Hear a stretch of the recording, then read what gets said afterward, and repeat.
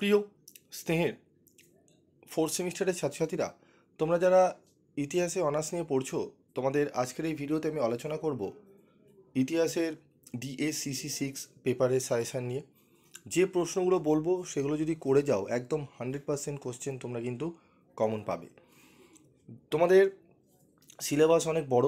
আমি তোমাদের যে প্রশ্নগুলো রেখেছি এই প্রশ্নগুলো আগে রেডি করবে খুব ভালো করে। তারপর তোমাদের যে বই কিনেছো সেই বইয়ের যে প্রশ্নগুলো তোমরা রয়েছে সেগুলো তোমরা পড়বে। তবে এই প্রশ্ন যেগুলো আমি দিচ্ছি সেগুলো একবার মিলিয়ে নেবে, ভালো করে দেখে নেবে যে এই প্রশ্নগুলো তোমরা রেডি করেছো কি না। যদি না করে থাকো তাহলে বলবো এই প্রশ্নগুলো আগে রেডি করো, তোমরা কিন্তু পরীক্ষা ভালো তোমাদের হবে, এটুকু বলতে পারি। তো চলো আমাদের কথা না বাড়ি আমরা আগে প্রথমে কোশ্চেন প্যাটার্ন দেখে নিই। আমাদের 20 নম্বরের 3টি প্রশ্ন এবং 5 নম্বরের 3টি প্রশ্ন অ্যাটেন্ড করতে হবে। আমাদের 75 নম্বরে আমাদের পরীক্ষা হচ্ছে, তোমরা জানো। তো আমাদের স্টাডি মেটেরিয়ালও কিন্তু আমাদের রেডি রয়েছে, ঠিক আছে? তোমরা যারা সংগ্রহ করতে চাও সংগ্রহ করে নিতে পারো। তো চলো আমরা দেখে নিই আমাদের এখানে দেখে নাও মডিউল 1 মডিউল 2, ঠিক আছে? এখানে সিলেবাসটি মডিউল 3 সিলেবাস, ঠিক আছে? এইভাবে ভাগ করা রয়েছে। তো আমরা চলে আসবো আমাদের সরাসরি প্রশ্ন সাজেশানে। তো দেখো আমাদের গুরুত্বপূর্ণ প্রশ্ন 20 নম্বরের জন্য যে প্রশ্নগুলো ভালো করে করতে হবে সেগুলোকে আমরা দেখে নেব। প্রথম প্রশ্ন, নিকোলো মেকিয়াভেলি কি মানবতাবাদী রাজনৈতিক চিন্তাবিদ ছিলেন? তারপর রয়েছে দেখো, ধর্ম সংস্কার আন্দোলনের সাফল্যে জন ক্যালভিনের অবদানের মূল্যায়ন করো। প্রশ্নটি ভালো করে পড়বে। রেনেসাঁস মানবতাবাদের ওপর একটি নিবন্ধ লেখো। সংস্কার আন্দোলনে মার্টিন লুথারের কার্যাবলী আলোচনা করো। প্রশ্নটি ভালো করে পড়বে। ষোড়শ শতকীয় ইউরোপে মূল্য বিপ্লব সম্পর্কে একটি নিবন্ধ লেখো। এনক্লোজার ব্যবস্থা ইংল্যান্ডের সমাজ ও অর্থনীতির ওপর কী প্রভাব ফেলেছিল? এই প্রশ্নটি ভালো করে পড়তে হবে তোমাদের। রেনেসাঁস কেন ইতালিতে শুরু হয় অথবা ইতালিতে নবজাগরণ শুরুর কারণগুলি আলোচনা করো।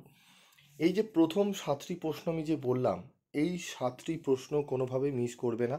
এই 7টি প্রশ্ন আগে ভালো করে পড়বে, ঠিক আছে? এই 7টি প্রশ্ন তোমাদের আগে ভালো করে পড়তে হবে, তারপর তোমরা বাকি প্রশ্নগুলো তোমাদের যেগুলো কলেজ থেকে দিয়েছে বা অন্যান্য জায়গা থেকে তোমরা সংগ্রহ করেছো সেগুলো পড়বে। তবে এই 7টি প্রশ্ন তোমাদের রিকোয়েস্ট রইল, এই 7টি প্রশ্ন খুব ভালো করে পড়বে।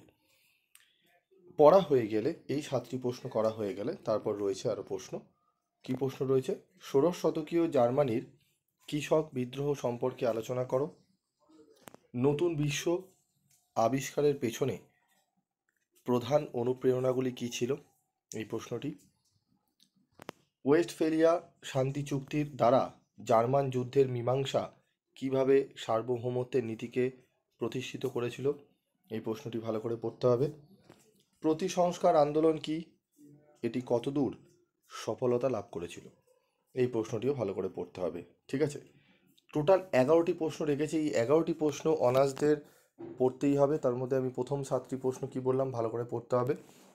এই 11টি প্রশ্ন যদি ভালো করে পড়ে নিতে পারো, একদম নিশ্চিন্ত থাকবে তোমরা 20 নম্বরে তোমরা 3টে প্রশ্নই অ্যাটেন্ড করে আসতে পারবে, ঠিক আছে? তো এই প্রশ্নগুলো তোমরা খুব ভালো করে রেডি করো, যাতে তোমাদের 20 নম্বরের প্রশ্নগুলো তোমরা কমন পেয়ে যাও। তো এই প্রশ্নগুলো তোমরা ভালো করে রেডি করো। আমি তোমাদের 5 নম্বরে যে 3টে 5 নম্বর অ্যাটেন্ড করতে হয়, সেই 3টে 5 নম্বর প্রশ্ন কমন পেতে আমি তোমাদের পরবর্তী ভিডিওতে সেই 5 নম্বরের প্রশ্নগুলো নিয়ে আলোচনা করব।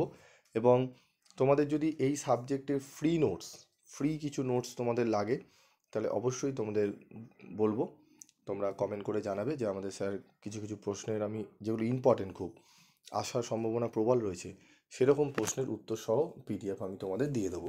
এবং যারা ফুল PDF সংগ্রহ করতে চাও তারা অত্যন্ত কম রেমুনারেশনের বিনিময়ে তোমরা কিন্তু সংগ্রহ করে নিতে পারো। আজকের মতো ভিডিওটি শেষ করলাম, দেখা হচ্ছে পরবর্তী ভিডিওতে। সকলে ভালো থেকো, সুস্থ থেকো।